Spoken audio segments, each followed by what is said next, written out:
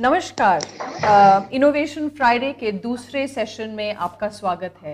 Welcome to the second edition of the innovation Friday sessions specially designed by Bloomberg philanthropies in partnership with the ministry of urban development. ये जो unique programme हमने create किया है, इसलिए create किया गया है ताकि अलग अलग शहरों के जो स्मार्ट सिटी टीम्स हैं वो हमें एक साथ एक लर्निंग प्लेटफॉर्म में ज्वाइन कर सकती हैं। आज का सेशन फोकस करता है अर्बन प्लानिंग के बड़े ही अहम इशू पे, ICT और डिजिटल प्लानिंग, किस तरह से उसको स्मार्ट सिटीज में ढाला जाए। Today's session focuses on the ability to be able to do digital planning for your smart cities, and हमारे आज के स्पीकर इस विषय पे थोड़ी सी चर्चा करेंगे। काफ़ी लोग पिछले टाइम हमारे को ज्वाइन कर चुके हैं एडिशन पे। ये दूसरा एडिशन है, कुछ नए लोग हमें इस बार ज्वाइन कर रहे हैं। Many of you who've joined us last time are already familiar with the module that has been created. Some of you are joining us for the first time. So I'm going to take a few minutes to provide a brief introduction to the tool that has been created. ये जो tool हमने create किया है learning के लिए, इसका मैं थोड़ा सा एक परिचय दे दूँ। आप देख रहे होंगे कि आपके जो स्क्रीन्स हैं उसमें एक तो आपको नज़र आ रहे हैं प्रेजेंटर्स, आपको स्पीकर यहीं नज़र आएंगे और उनका PPT भी आपको यहाँ नज़र आएगा। उसके अलावा इस स्क्रीन के नीचे आप 4 प्राइमरी यूटिलिटीज़ पाएंगे। There will be 4 primary utilities that are provided under the primary screen. पहला वाला जो है वो है क्वेश्चंस, प्रश्न। ये एप्लीकेशन हमने डेवलप किया है ताकि अगर आप हमें सुन रहे हैं, इस सेशन को देख रहे हैं, कुछ प्रश्न हैं आपके तो इनमें ज़रूर डालिएगा। अगर आप चाहते हैं कि हम आपको फ़ोन करें, if you would like us to call you and ask you a question and bring you on live to be able to speak to our presenter for today, please also add your mobile number. अपना mobile number डालेंगे तो हम आपको phone कर सकते हैं। हमारी team आपको फ़ोन करेगी, आपका लाइन टेस्ट करेगी। अगर आपका लाइन क्लियर है तो हम आपको डायरेक्टली प्रेजेंटर के साथ कनेक्ट करेंगे। This question feed is active and live throughout the program, so we encourage you to use it as much as possible and give us as many questions as possible.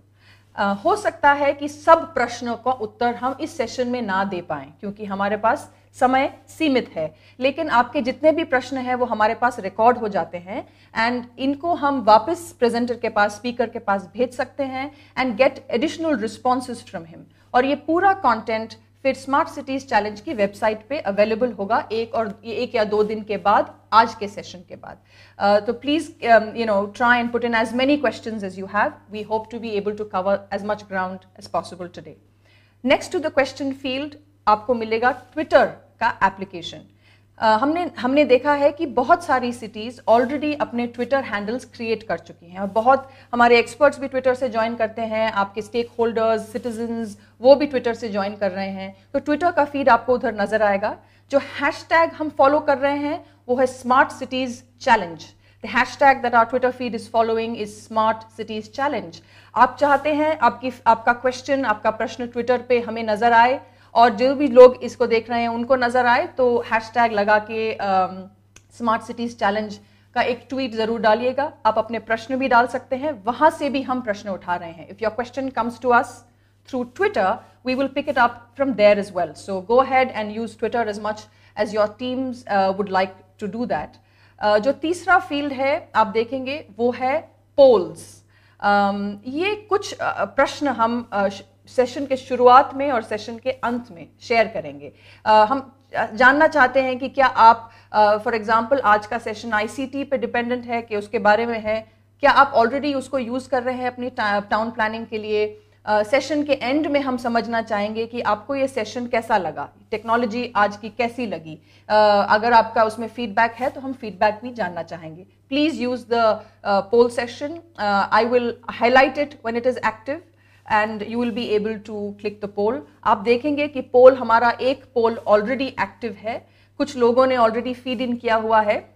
अगर आपने नहीं किया हो और अगर आप एक बड़े कमरे में बैठे हो बहुत लोगों के साथ, फिर भी मैं रिक्वेस्ट करूंगी कि आपकी टीम में से कोई एक कंप्यूटर के पास जाए और हमें ज़रूर फीडबैक दे इस पोल का, ताकि हमारे पास डेटा आए और उस डेटा से हम आपको एनालिसिस शेयर कर सकें।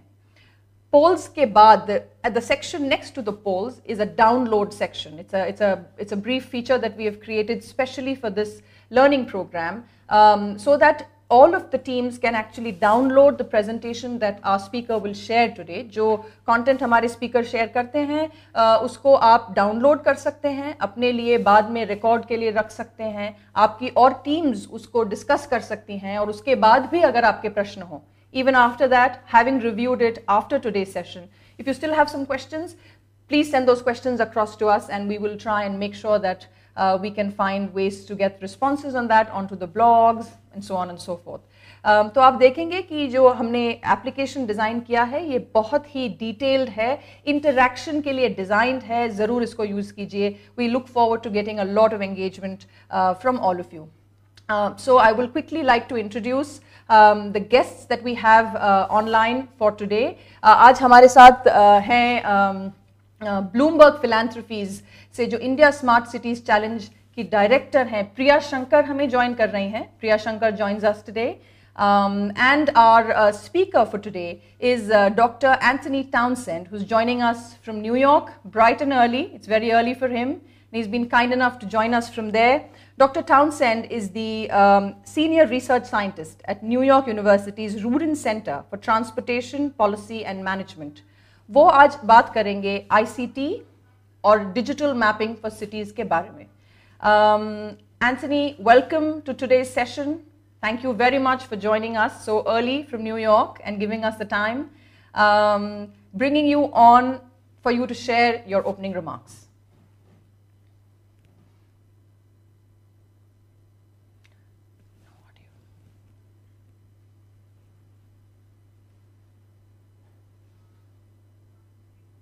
It's very exciting, the process that you're going through. You know, this is a tremendous opportunity for India, but also for the world to learn from what you come up with over the next 6 months, the next year. And, you know, if I can challenge you and say the world is watching you right now to see what India makes of the idea of smart cities. The title of the talk is Making Inclusive Smart Cities, What Can India Learn from the World? And it's not to say that India should copy what is done around the world. You have a very unique set of challenges, a very unique set of assets. But I think that a lot has been done around the world with the concept of smart cities. And it's a very good time. It's good to be doing it early in the process to look around and see what others have already done. So the other part of the title about inclusion, this is a quote when I was writing my book 3 years ago that I came across from, you know, one of the great ancient Greek philosophers, Plato, sort of framing what I think in many ways is the eternal urban question. We know that cities produce great wealth. They also tend to concentrate poverty, even though they eventually tend to create opportunities, even for the poorest people, and that there's a lot of conflict around that. And one of the things that we're seeing as ICT innovation happens in cities is that sometimes that conflict is being made worse, yet there are still a lot of opportunities in order to increase opportunity and to provide a better life for people. So I think it's something that always needs to be kept in the background. Everyone is looking at this right now around the world, economists, political scientists, technologists, policymakers. You know, what is the impact of this technology wave going to be on economic mobility, on opportunity? And I should say one other thing. I know that the concept of smart cities that is being explored in India is broader than just ICT, technology, digital revolution. But it's important to understand that in the rest of the world, smart cities has tended to focus on ICT-based solutions. And I think even if you don't accept that, which I think is good, it's healthy to put people first, to put the city first before technology. We do have to recognize that in today's world, ICTs will be a part of everything that you do in a city. It's impossible almost to accomplish anything without some element of ICTs. So we need to engage them and we need to understand them. And I think it's a complex enough issue to look at independently on its own. And so that's really, what I think is the definition of smart cities. It's a place where many stakeholders, government, industry, the civic sector, are all looking at both good policy, good traditional ideas about how to improve cities, and also the opportunities that technology creates, and increasingly the challenges in using technology effectively. So I'm just going to skip the agenda. We'll just go right into it. I do want to share some big picture perspective quickly to give you a sense of just why people are so excited about smart cities right now, why this moment matters. I date the beginning of the smart cities movement to 2008, which is now 7 years ago. And there were three big things that happened, three milestones that the world crossed. It was the first year, according to the UN, that there were more people living in cities than rural areas. And my understanding is India hasn't quite reached 50% yet, but is close to it. Please correct me on that. So the world, humanity is mostly urban and becoming more so. It was the first year also that there were more mobile broadband subscribers than fixed worldwide. So the internet is primarily a mobile experience now. So it's being embedded in our daily lives. It's not sitting on a desktop in an office. And it was also the first year, according to Cisco systems, that there were more things connected to the internet than people. So we're also moving into a world where the internet is less about, say, us using social media or using the web, and more about things in the physical world communicating with each other, what they call machine-to-machine communications. And so this was also the year that the tech industry discovered cities as a big future market. And that happened in a conference in Germany when Sam Palmisano, the chairman of IBM, launched the company Smarter Planet and Smarter Cities campaign. And that was really, I think, the one corporate move that has really done more to expose this idea to mayors and city dwellers around the world. And what's been interesting is that every year there's a new study which tries to estimate how big the market for smart city solutions or ICT solutions for cities is. And it started out big. The first one was in 2011 from a US-based company that said, look at what the World Bank has estimated the world needs to spend on urban infrastructure over the next couple decades. It was something on the order of, tens of trillions of dollars. And the smart part of that, the chips and the wires and the software might be $100 billion through 2020. The next year, or 2 years later, the British government commissioned a study by Arup, the engineering firm, because the British government is very much looking at smart cities as an export industry, that they'll develop, British firms would develop solutions and sell them to cities around the world. It quadrupled to $400 billion a year by 2020. So the expectations are growing about how big the market is. And then last year, yet another forecast quadrupled that again. So the point of all this is that, unlike previous waves of urban expansion, where I think industry played a role, but government was sort of the source of investment and the source of leadership and speculation, the tech sector is playing a much more active role in seeding this market and shaping our visions. And many of you have probably, learned about smart cities through Cisco information sheets and presentations and IBM. And it's a good source of information, but it's not the whole picture.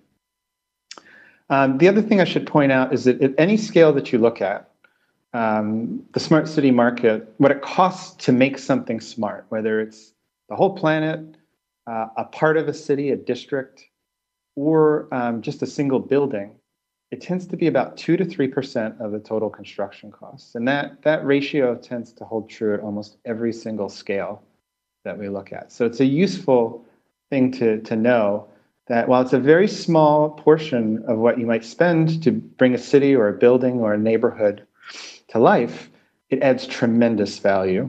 And that's why there's so much excitement about it. Let me just talk a little bit about the kind of political economy of smart cities. This is a vast oversimplification, but I've tried to understand who the advocates are for different approaches to smart cities and what their goals are, the sources of innovation that they tap to bring new ideas to city leaders, and the impact that they've had since 2008, really. And this is, in a bit of a way, applying an existing framework for thinking about city politics, I guess, and how innovation happens in cities traditionally. That on the one hand, you have a very top-down vision that's planning-driven, often driven by investment in government, that's focused really on taming the city and creating greater efficiency, improving security, and in a very simple view, fixing 20th century problems. Often the ideas come from corporate university R&D. And to date, I think this is the vision that these big companies came out with in 2008, and it's had limited impact. I think what we've realized is that you can't just install a smart city like a piece of software or an upgrade for a computer. You actually have to wade in and deal with all the messy issues. And that's where this bottom-up approach, which I think draws on many different global social movements around civil rights, around decentralization of power. And some of the leading advocates have been groups like Nesta, which is a charity in the UK that Bloomberg Philanthropies works with closely. City of Amsterdam is one city among many around the world that have embraced a more citizen-centric and citizen-driven way of thinking about how smart cities can inform their future. And the goals are very different. They're focused on what I think of as enabling the 21st century city, trying to understand new models for how social life will work, how people will create livelihoods and make a living through things like the sharing economy, how they will reinvent government to be more responsive and take advantage of the things that technology can provide. And it's a different group of people that are providing those ideas and inventions. So real briefly, I just want to point you to a resource that I developed in 2010 with support from the Rockefeller Foundation, which is available at the Institute for the Future website. And there's a short link in the bottom of the screen, and we can provide afterwards, which was a really comprehensive look at the future of smart cities through the lens of inclusion and development, and trying to identify what the opportunities and the challenges are for making sure the benefits of smart cities reach across all of society. And the little bubbles you see here are different, what we call solution templates. They were opportunities emerging at the intersection of social and economic trends that we saw worth exploring. So it's a little blurry here, but the idea of crowdsourcing the provision of some public services to supplement government or replace government is something people are very excited about. But one of the things that that work identified were a number of dilemmas. And these are challenges that they're not problems that are going to be solved. They're issues that have to be managed as any city tries to leverage ICTs to benefit all of society. And I don't have time to go into these in depth, short to say that they're probably things that you're familiar with. So if you look at the fourth one down, there's a lot of people excited about new sources of data that are available to improve government, to improve urban planning. Everything from mobile phone movements, which is very useful for transportation planning. Yet if it's not collected properly and safeguarded, can be a tremendous invasion of people's individual privacy. And so that's the kind of challenge that we highlighted. If you look at this more deeply, what you start to understand is that many of the tools that you probably have already for assessing your decisions apply equally as well when you look at ICTs. So my advice would be not to be overwhelmed by the newness and the unfamiliarity of those technologies and those solutions, because they're really things that, when you understand them, will be familiar in terms of the choices that you have to make. So let's stop there and open it up for Q&A, and then in the second half, we'll dive a little deeper into some of the specific things that cities are doing to plan long-term for smart cities. Thanks a lot, Anthony. That really sets the context, within which we are looking at the use of digital and ICT for the smart city planning. Before we get into questions, I thought perhaps I will invite Priya Shankar, to just be able to add any further context if she feels necessary, perhaps for many of our teams that are joining in, since you're working so closely with them.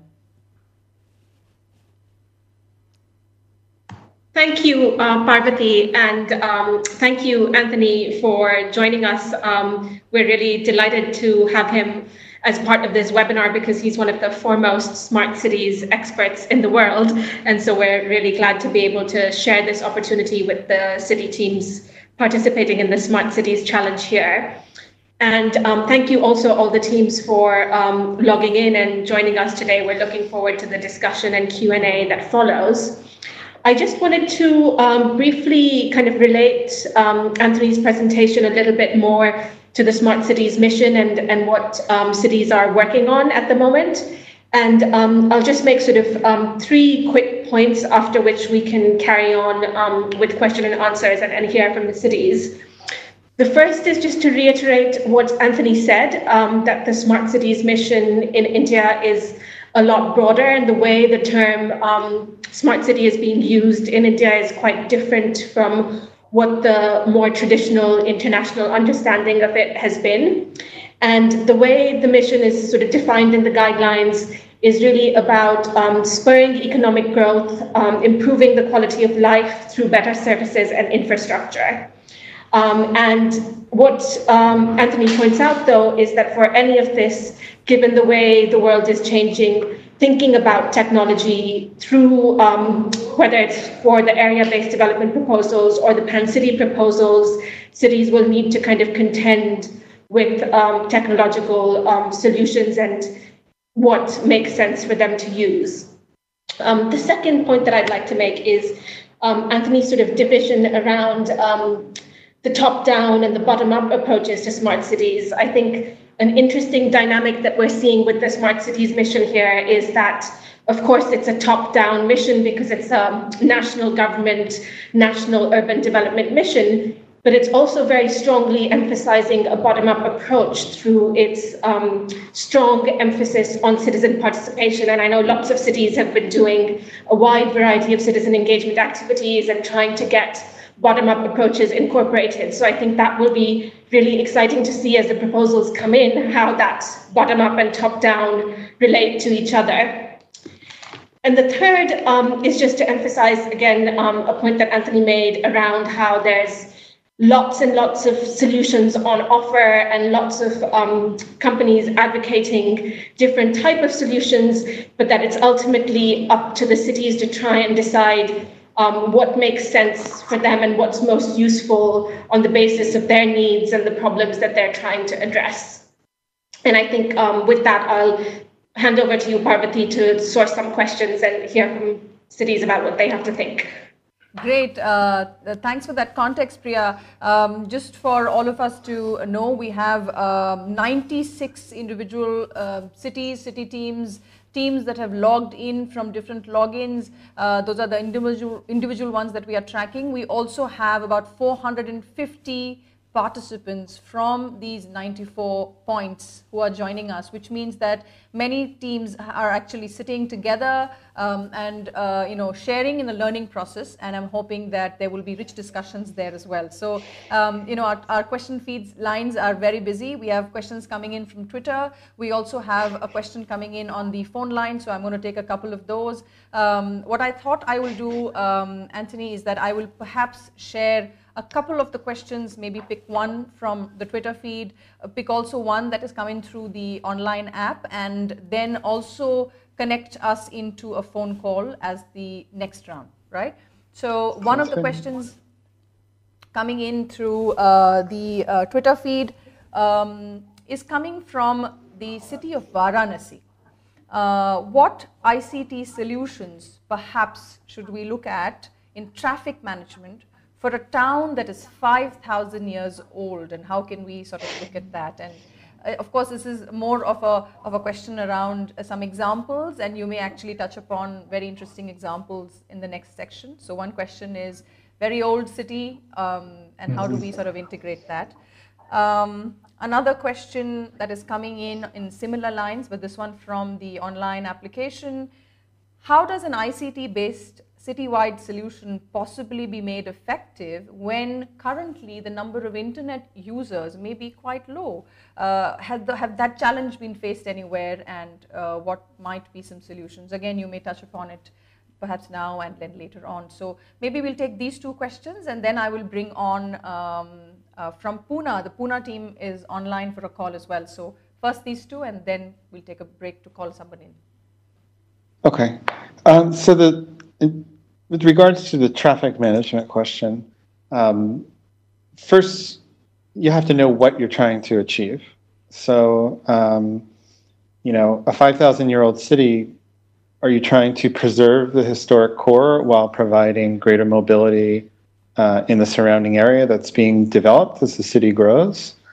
Are you trying to encourage more sustainable forms of transportation, which would mean getting people walking, cycling, personal vehicles, electric vehicles, and transit? Are you, so you have to kind of understand what your goals are, because, and I think this is a great example to make the point that figuring out what ICT solution you want should probably be the last step of any planning process. And the reason I say that is because it's the most flexible thing in the whole equation, just by nature of what these technologies are. I think they'll really let you implement any vision that you choose. I published a set of future scenarios for the United States last September that was entitled Reprogramming Mobility.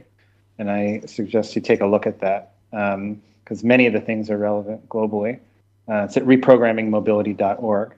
And we had 4 different visions of the future for the United States, for metropolitan areas. And the point, they were all very different in terms of the kinds of land use. Some of them were, urban sprawl, continuing and actually getting much, much worse than it is today because of the introduction of self-driving cars.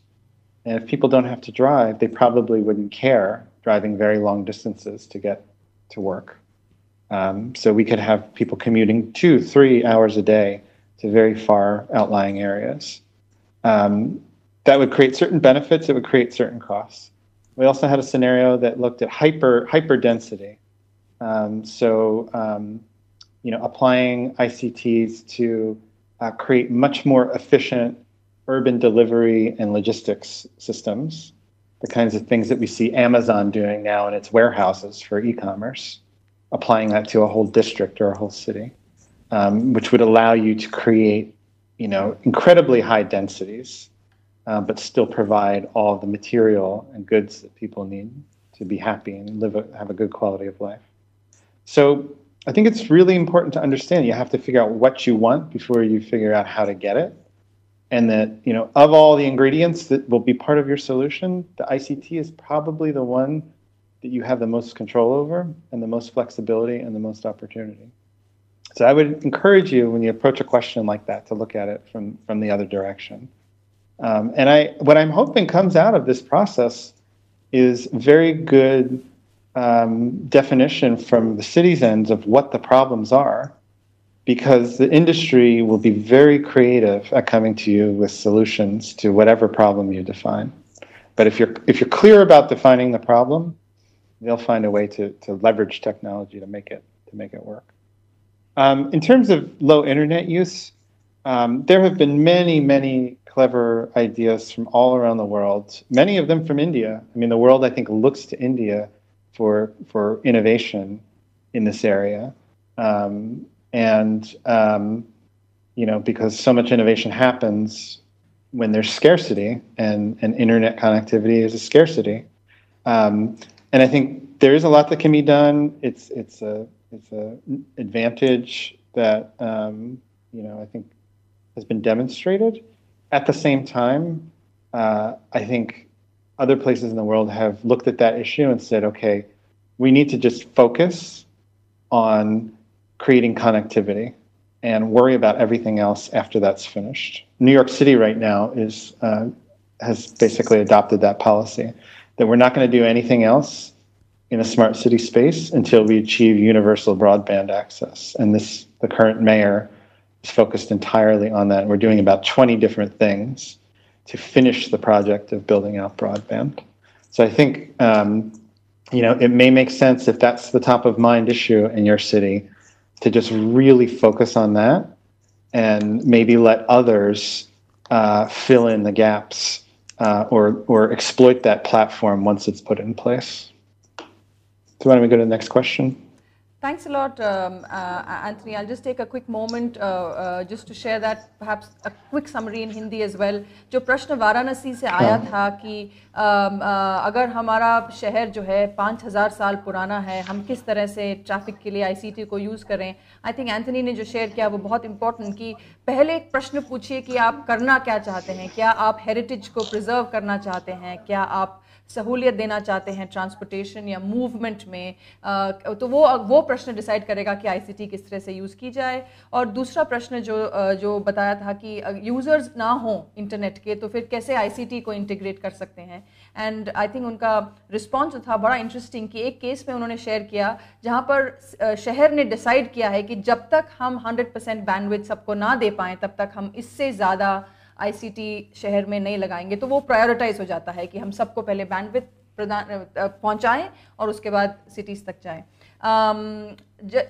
We already have online with us Mr. Kunal, Commissioner from the city of Pune, and I think he is already ready with a question. So I'm going to request our team to be able to connect us in, and I should be able to hear Kunal. Hello, Kunal. Are you able to hear me? Yes, I am. Great, excellent. So our participants can hear you as well, and also Anthony.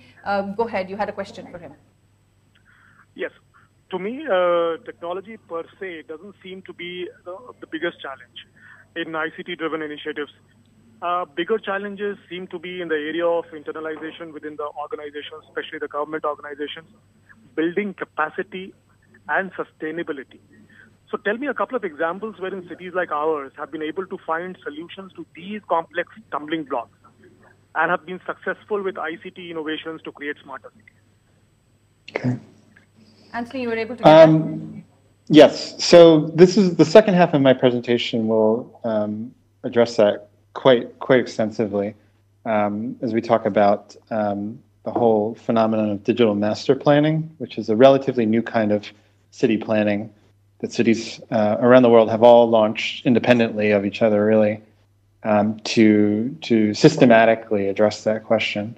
The one thing I will say, and Bloomberg Philanthropies has been probably the leading global advocate of this, is that cities all around the world of a certain size have, in the last 5 years, created a really amazing array of new top-level, kind of mayor cabinet-level leadership positions focused on technology, focused on data, focused on driving innovation.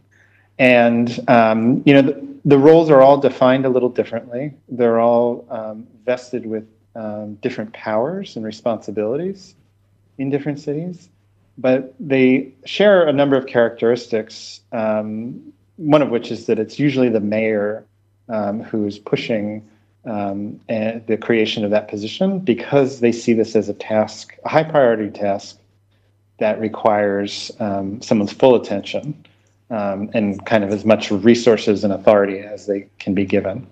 So chief technology officers, chief innovation officers, chief data officers, directors of innovation.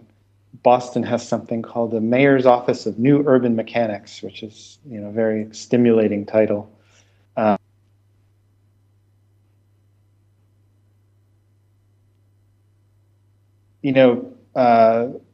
Leadership is really important. Showing the rest of the government that the people who are driving the ship take this very seriously. That it can't just be business as usual, and that they're actually going to create a capacity, to reach into departments and agencies and shake things up. And I think that's really important.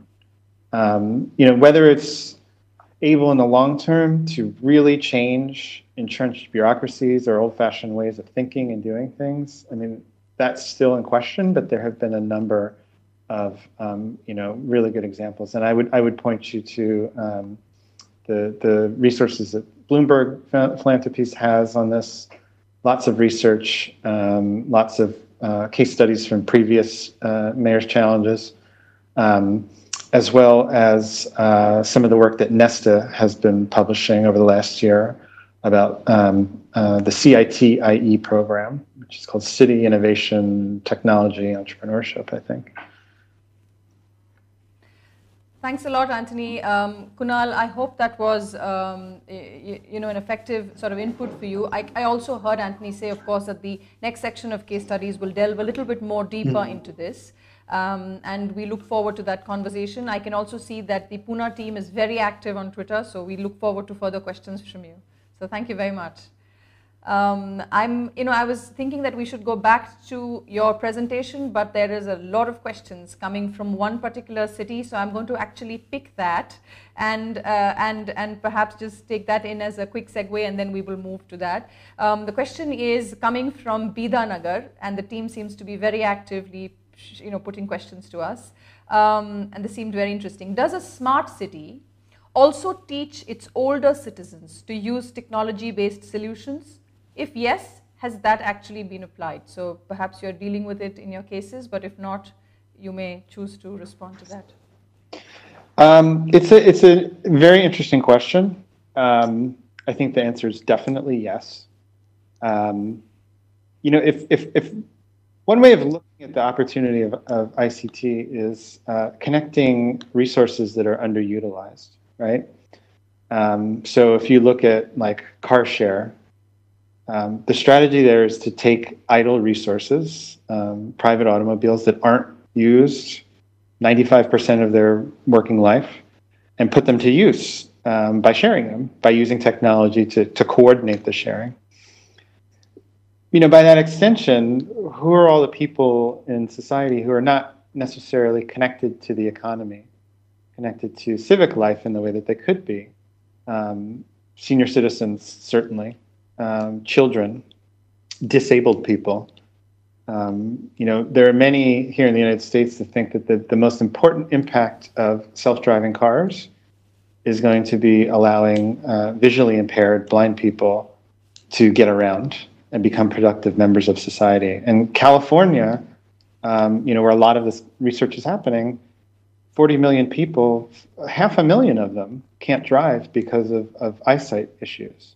So that's a tremendous resource that is going to be brought online through a technology change. And I think seniors are an area that there's a lot of excitement about. Where I would look for the best ideas about that are the societies that are most threatened by aging. And right now that's Japan and Scandinavia, which also happen to be two of the most technologically advanced, most connected and most urbanized parts of the world. And there are just a huge array of programs in both of those areas. That Korea as well.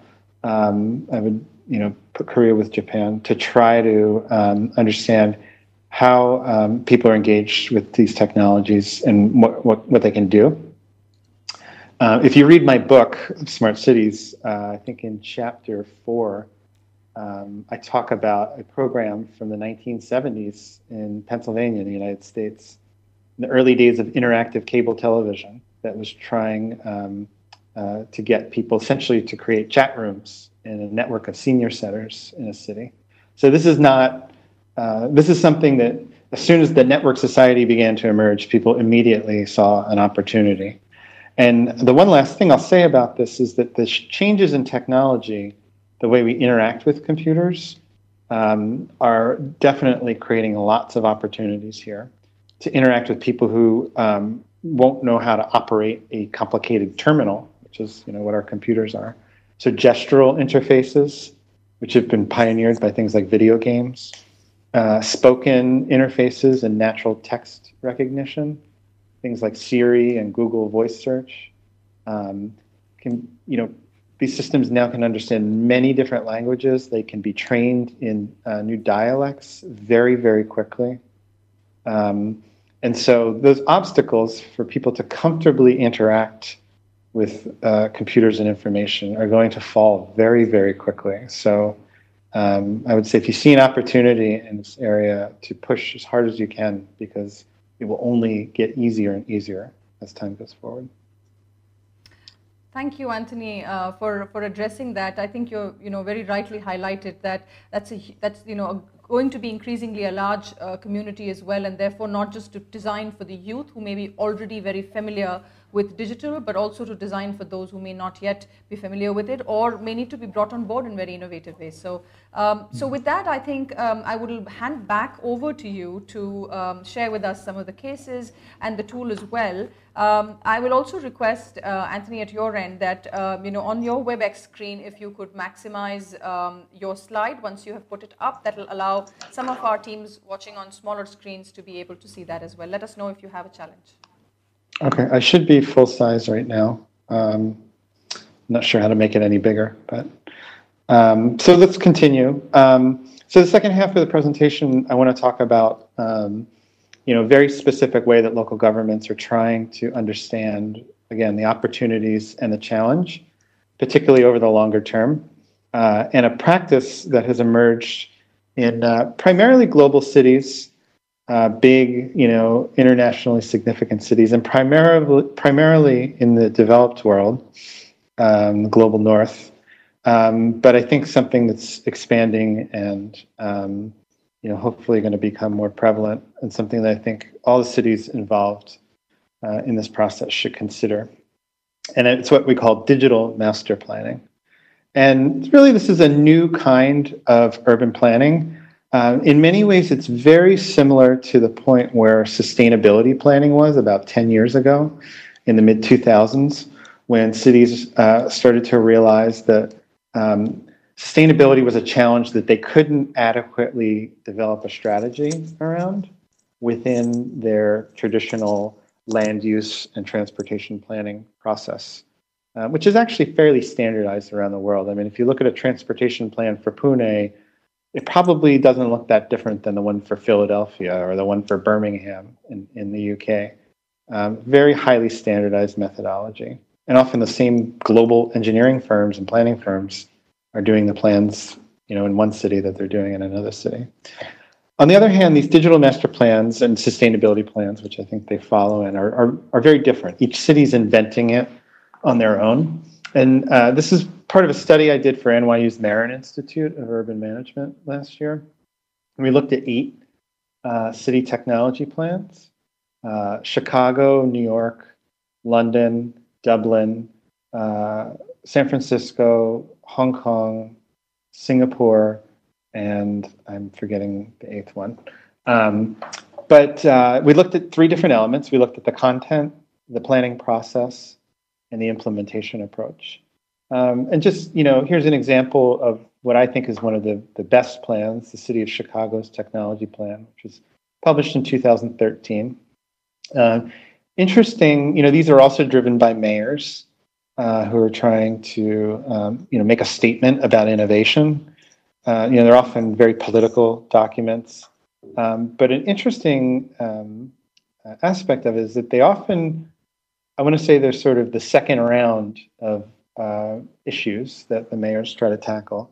So this plan, as many of these plans, was released after a midterm election in the mayor's first term. So, his first 2 years he spent on schools and housing and jobs, very bread and butter issues. But in the third year, he decided to start to address, the technology community and technology issues. So it's one of these things that, I think illustrates the point that we all recognize is that technology is kind of subservient to these other more immediate priorities.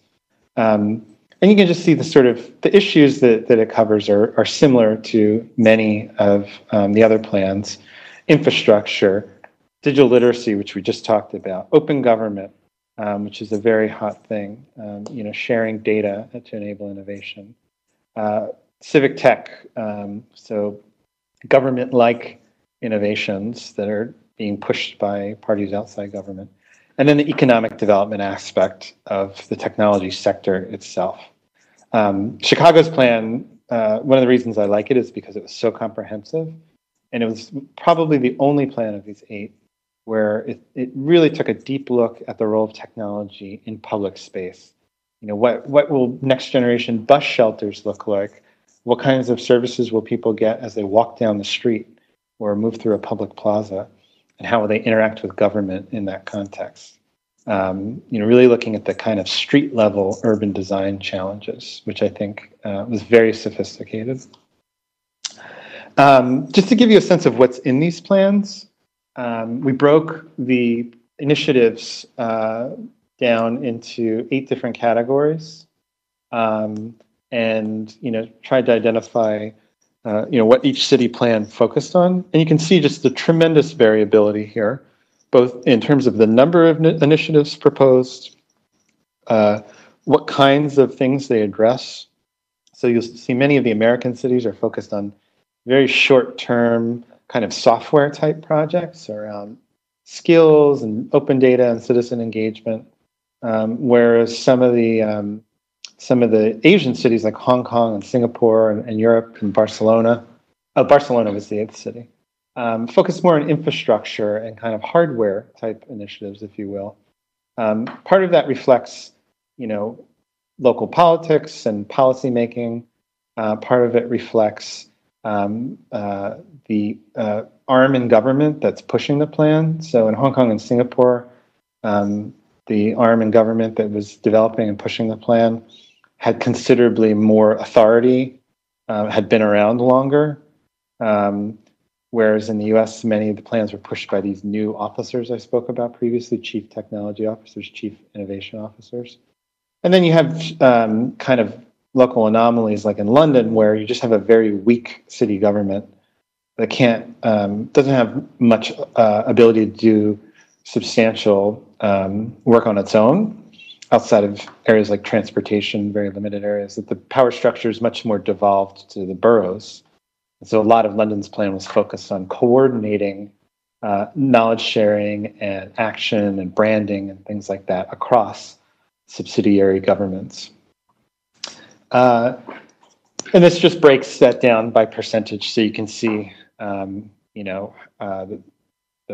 the way some of these lean towards the top half, the software, and some of them lean towards the bottom half, which is more hardware. And that's a choice, a strategic choice that a city can make, which side to emphasize or to be comprehensive. I'll just make one quick note about planning process. There's a lot more of this in the paper that you can find at the NYU Marin website. I don't think I have it in the presentation, but we'll share the paper afterwards. In New York, New York was actually the first of these cities in many ways to come out with its plan. A lot of it went on behind the scenes. There was stakeholder consultation, but it wasn't really done through an open public process. And in some ways didn't represent, I think, the full swath of actual stakeholders.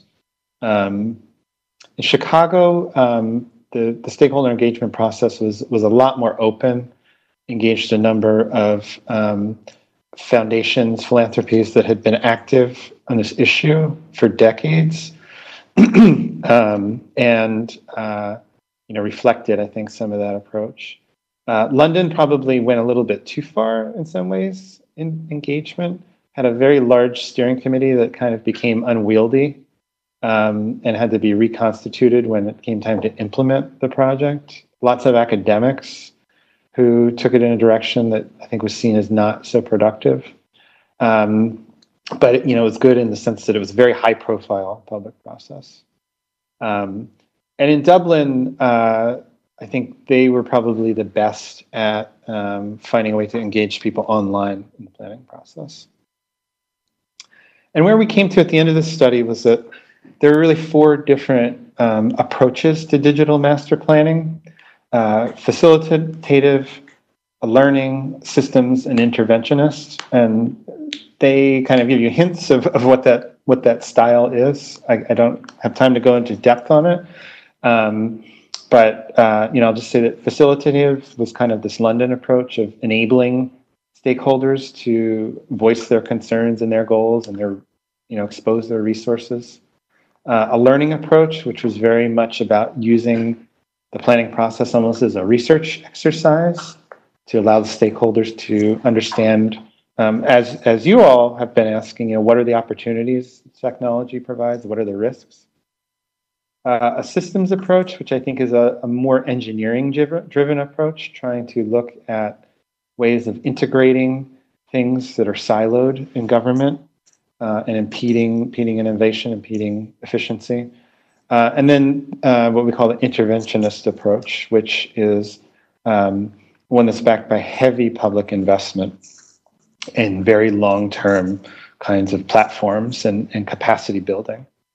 So if you look across these 3 kind of constraints, this is where we saw cities looking at both the time horizon for the plan and its implementation, the resources available, and the source of leadership in government for developing and implementing the plan. And that these were kind of the natural sets of conditions that seem to have led to a particular approach. So we thought this would be like a useful diagnostic tool. You may find yourself naturally in one line of this chart and see, okay, yeah, the learning approach actually makes a lot of sense in our city because we're at a similar point of development right now.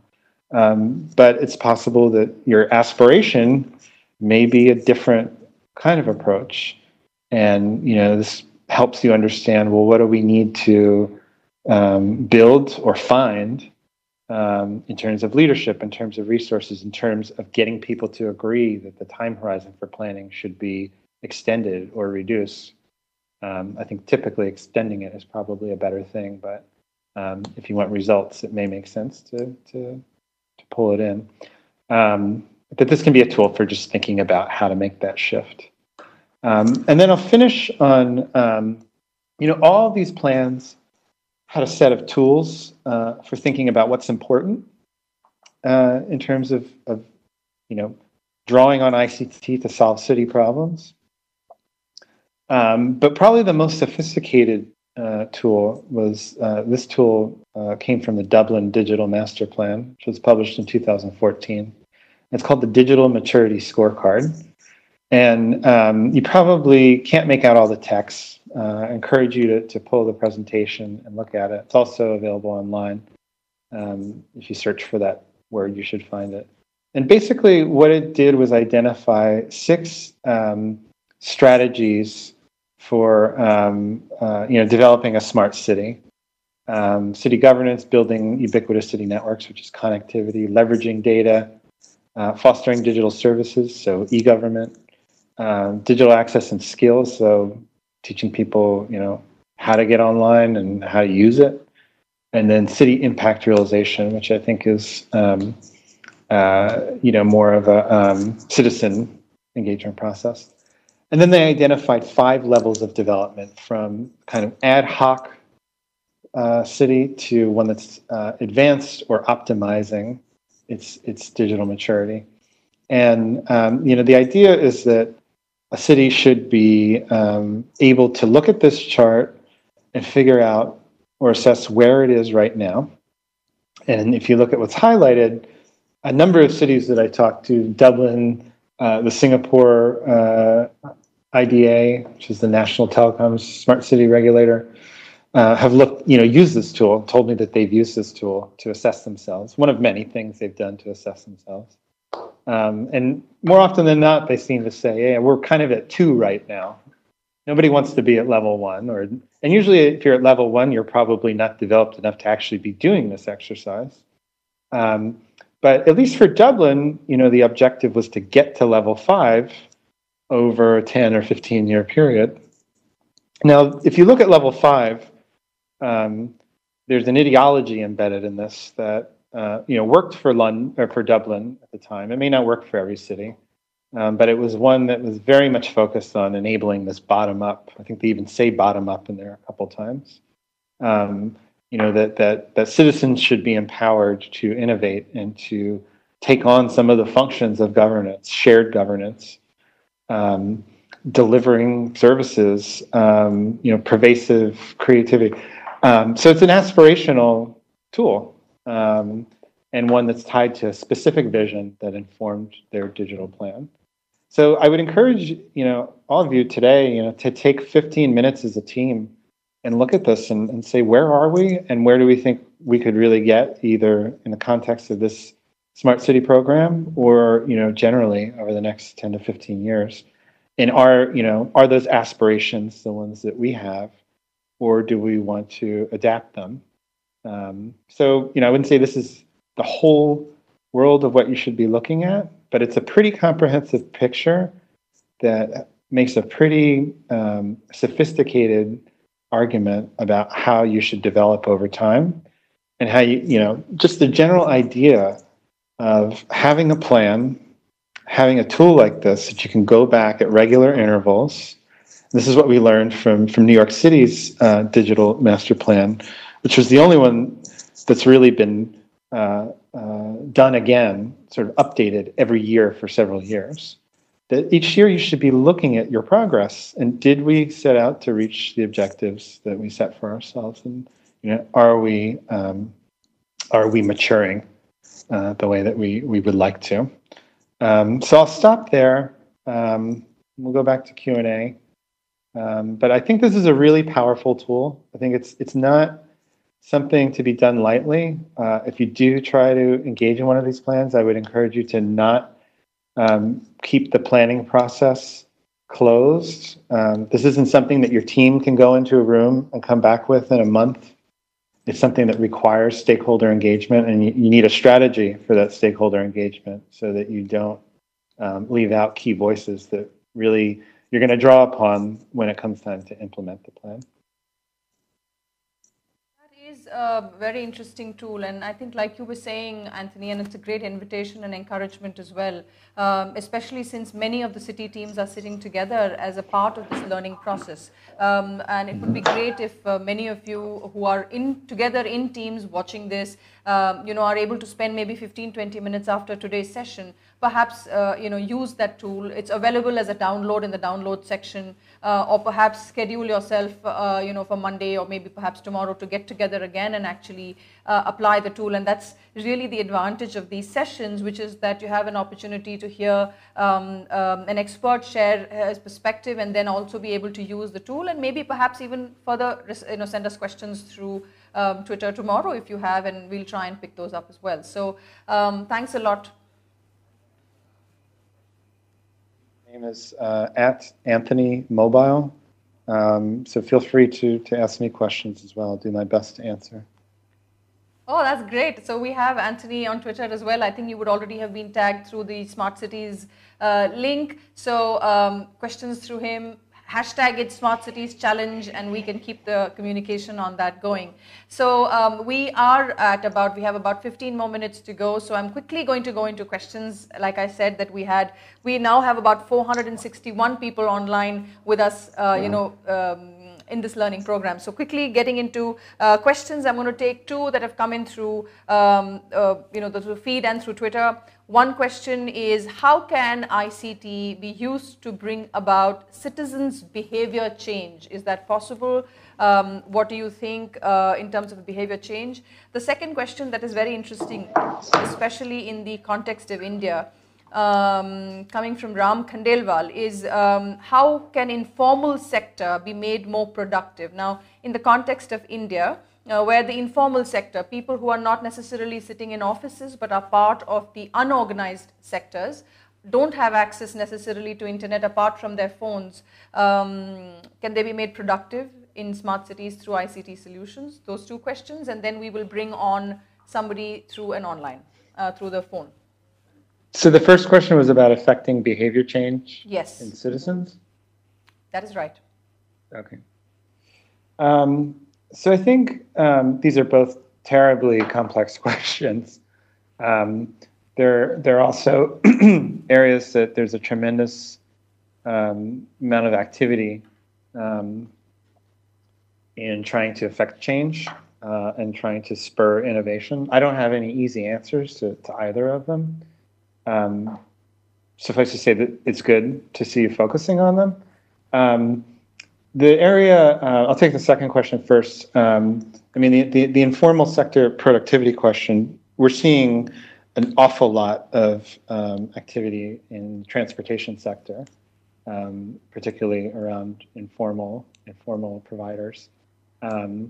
There's been very interesting work, looking at what the value chain is in those informal sector economies and how technology is being used to innovate in portions of that value chain. Everything from how someone who owns the vehicle and how the ownership is structured, all the way up to how routes and trips are hired, to how people pay. And I think that's the right way to look at it. I think that the informal sector works in different services because it has created, very effective value chains. And to come and say, all right, well, we're just going to completely throw that away is the wrong way to look at it. We're not going, no one's going to swoop in with a whole new platform, a whole new way of organizing what is a very sophisticated set of economic exchanges. But if you are able to map that complexity and map that process, understand what the motivations of all the participants are, and where the very specific inefficiencies and information gaps are, that becomes a way of really setting yourself up to focus the innovative effort, and again to define the problem.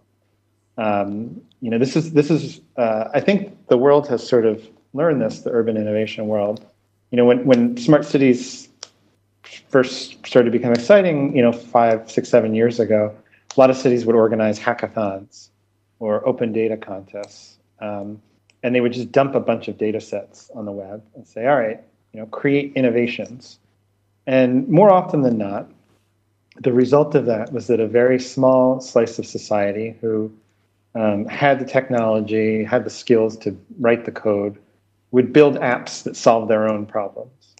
And so, the joke in New York was that we would get a lot of hipsters who would be writing, apps, dating apps and bicycle routing apps and things like that. Were not the problems that poor single mothers looking for childcare or healthcare were trying to solve.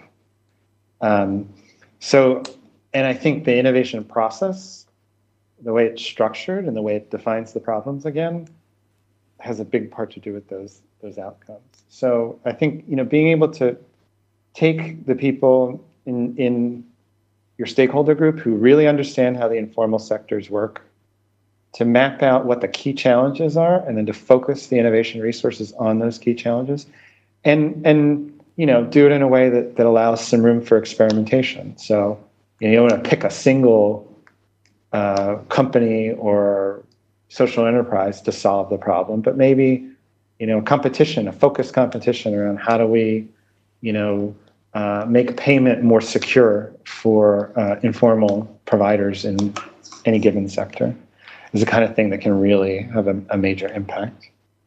In terms of behavior change, this is an area where I think we're really starting to understand, this is going to sound very philosophical, but that we're kind of at the end of a period where most of the good ideas about government essentially came from the Enlightenment in the 18th century. The idea that individuals matter and individual free will is sort of what government should be organized around, rational decision making. And the truth is that the world just doesn't work that way. Individuals don't make decisions rationally. You can't just aggregate the opinions of a bunch of individuals. We may have actually lost his line temporarily. Anthony, if you can hear me, we probably lost your line for a brief second over there, and so... Am I still here? Yes, I can hear you. Are you able to hear me as well? Yes, sorry. Okay, no problem. So I'll just backtrack a second. I think there's a big consensus in the what's called civic tech or government design world that we need to really rethink the design of government and governance in light of these new technologies. And behavior change is a big area, and particularly the whole idea of nudges and is it more effective to encourage people to behave well than to force them to behave well and try to enforce rules that force them to behave well? Because people aren't rational decision makers in the way that I think the premises of a lot of our political philosophy has assumed. And so, the great thing about these technologies is they're very good at understanding context. So I have to make a decision right now. What information can the government, can industry, can the world around me provide to push my decision-making process in a more sustainable, a more equitable, a safer, whatever the priorities are, direction? And I think that's a area that a lot of people are very excited about. You very quickly start to get into questions of social engineering, and these dilemmas that I showed earlier about, are you encouraging different groups in society to behave differently? And if so, who's making those decisions and how transparent are the consequences of those decisions? In the United States, we're dealing with this very, very intensely right now around policing and the use of predictive analysis for policing. So, if the government can look at past patterns of crime and focus its resources on what they think will be future hotspots, or even individuals that they think may be likely to be violent in the future, should they do that? And if they do that, how transparent should they be about the analysis and the data that they're using? I think these kinds of government mechanisms are going to be very attractive in the future. They're also going to be very controversial, but they'll be very effective, and the benefits of that effectiveness. You need to. I try not to make value judgments about this stuff, but my advice is to always think about how can we assess the impacts of these interventions, of these technologies that we put in place. Anthony, I'm going to... Go ahead. I'm sorry, I'm just going to come in because we have someone from Mr. Jawahar from the Port Blair municipality actually waiting to ask us a question. Go ahead. And I wanted to take in at least one or two more questions before we close. Just want to confirm from our team if we have him available and online from Port Blair. Oh, so we've lost his line. I'm sorry. I'm going to come back to you as well. With maybe perhaps another question, which is over here coming again in from Twitter.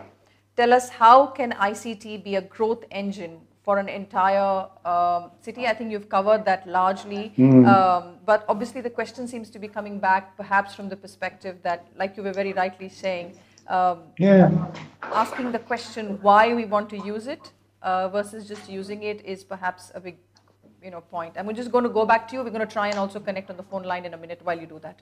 A brief response.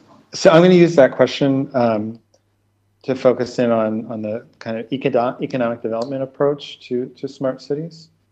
And I think one of the interesting things about this program is that it has these area-based proposals.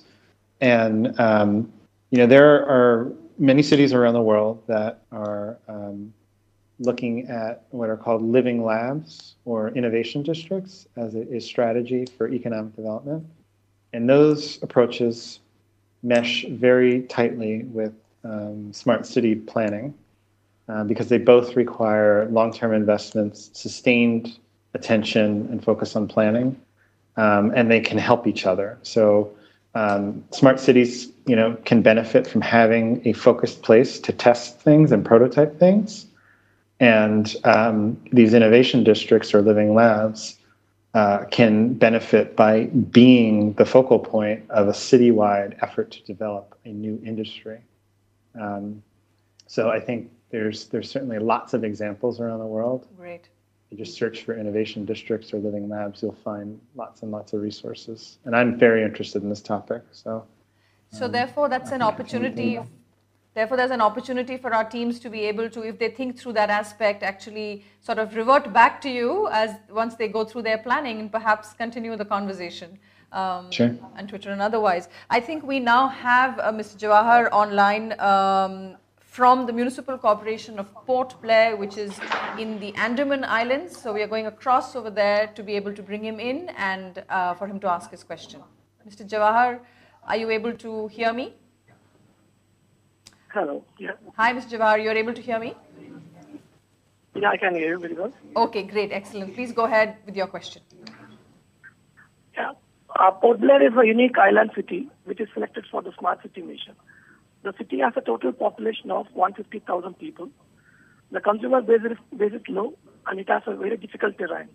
How feasible or viable is the technology like municipal area network or city area network using the mesh technology possible for a city like Port Blair?